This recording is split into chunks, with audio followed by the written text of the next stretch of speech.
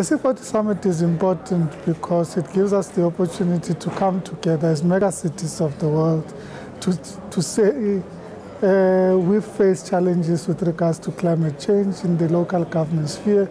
That's where we deal with the reality of climate change, whether it's increased urban flooding, whether it's the impact of heat waves. Many cities have experienced hurricanes and a whole range of problems. So this is really where we're able to share best practice and make commitments to both mitigate the impact of climate change, but also to find mechanisms to adapt to the reality of the changes in weather patterns and pollution that we're experiencing.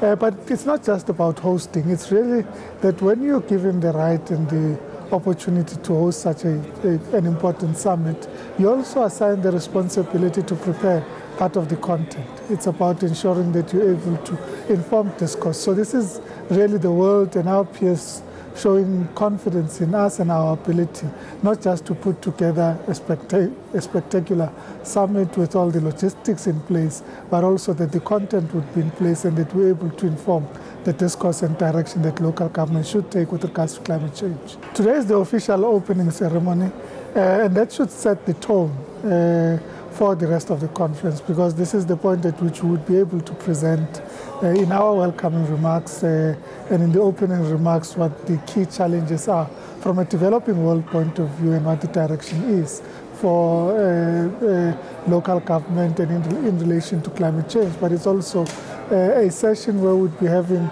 discussions with important players in the world space. We've got present, of course, the immediate former chair of C40 Mayor, Michael Bloomberg, who on Friday was appointed UN Special Envoy on Climate Change and Cities by the Secretary General of the United Nations, Ban Ki-moon.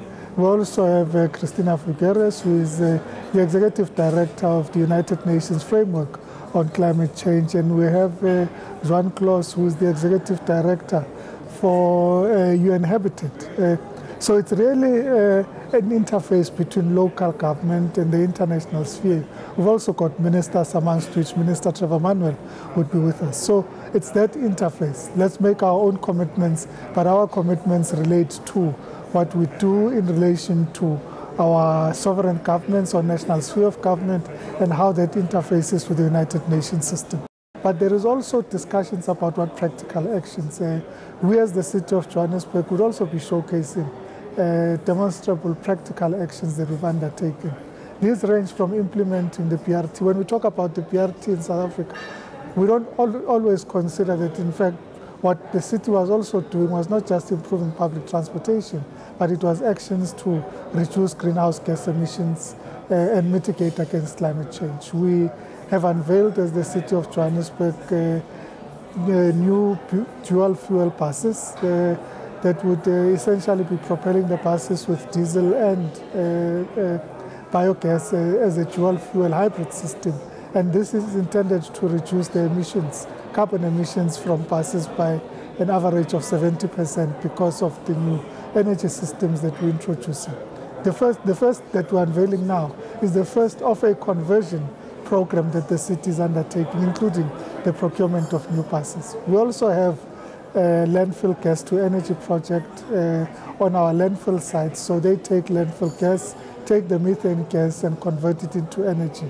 Currently the gas is being flared because we didn't have a license to distribute as electricity. In October, the project was granted a license, and the work is currently underway to ensure that electricity is generated. And we're projecting the generation of 19 megawatts of electricity from these power plants. And one of the other projects that we're showcasing is the utilization of sludge in our sewer systems, at our sewer treatment plants, to generate local energy. So they currently have 15% of the energy actually generated by the sludge at the sewer treatment plant, and this is going to increase to 50%. So it is about practical action. And really when we say local government is where the rubber hits the road, it's because we can say this is where we have to provide these services, and this is what can be done differently to mitigate the impact of climate change.